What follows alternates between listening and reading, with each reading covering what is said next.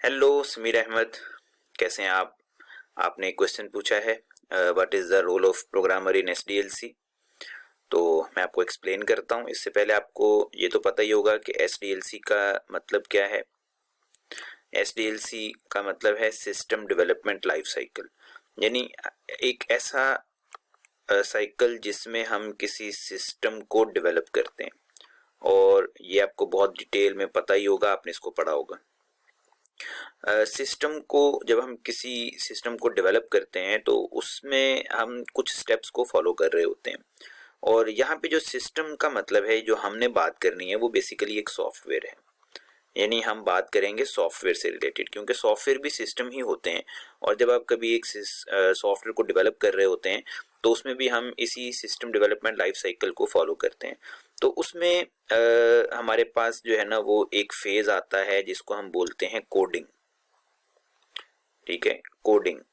तो जो प्रोग्रामर होते हैं वो कोडिंग करते हैं। ठीक है, प्रोग्रामर का काम सॉफ्टवेयर को डेवलप करना होता है। प्रोग्रामर होता कौन है? प्रोग्रामर एक ऐसा पर्सन होता है जो सेट ऑफ इंस्ट्रक्शंस लिखता है। यानी इसको ये पता होता है कि सीपीयू को इंस्ट्रक्शन कैसे देनी है। ठीक है, और वो इंस्ट्रक्शन किस तरह से लिखी जाएगी कि वो सीपीयू को समझ में आए कि आपने क्या इंस्ट्रक्शन परफॉर्म करनी है। तो सेट ऑफ इंस्ट्रक्शंस को लिखने वाला जो पर्सन है वो प्रोग्रामर है। और प्रोग्रामर का काम सिस्टम डेवलपमेंट लाइफ साइकिल के अंदर जो कोडिंग वाला फेज है वो फेज प्रोग्रामर ने पूरा करना होता है। और ये कोर एरिया है एसडीएलसी का। सबसे ज़्यादा टाइम भी यहीं पे लगता है। ठीक है, सबसे ज़्यादा टाइम भी हमें यहीं पे लग रहा होता है। तो अगर मैं ये कहूँ कि ये कोर एरिया है और टाइम टेकिंग प्रोसेस होता है, यानी कि जो प्रोग्रामर होते हैं वो सबसे ज़्यादा टाइम लेते हैं एक प्रोग्राम को लिखने के लिए। इससे पहले जो डिज़ाइनिंग वगैरह की जाती है या हमने एनालिसिस वगैरह करना होता है उसमें उतना टाइम नहीं लगता जितना टाइम कोडिंग में लगता है। तो प्रोग्रामर जो है वो इस फेज़ को पूरा करते हैं। वो कोडिंग करते हैं और कोडिंग करने के बाद फिर वो उसको टेस्ट वगैरह भी कर रहे होते हैं और उसकी डीबगिंग वगैरह भी प्रोग्रामर ही करते हैं, ताकि अगर उसमें कोई एरर आ जाए तो वो उसको फिर ठीक करें।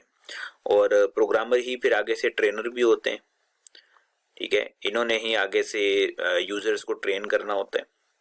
ठीक है, और इम्प्लीमेंट करने में भी प्रोग्रामर ही हेल्प करते हैं। इसका मतलब है कि कोडिंग कोर एरिया है, उससे आगे फिर जितने भी टास्क होते हैं वो ये परफॉर्म करते हैं। फिर मेंटेनेंस जो होती है, जो आपने आखिरी एक स्टेप पढ़ा हुआ है मेंटेनेंस, जो कि एक नेवर एंडिंग फेज है, कभी ना खत्म होने वाला। तो जो मेंटेनेंस फेज है ये भी प्रोग्रामर ही परफॉर्म करता है। तो आपको आइडिया हो गया होगा स्टूडेंट के अब प्रोग्रामर का बेसिकली क्या रोल है। और अगर कोई और क्यूरी होती है तो आप मुझसे ज़रूर पूछिएगा। अल्लाह हाफिज़।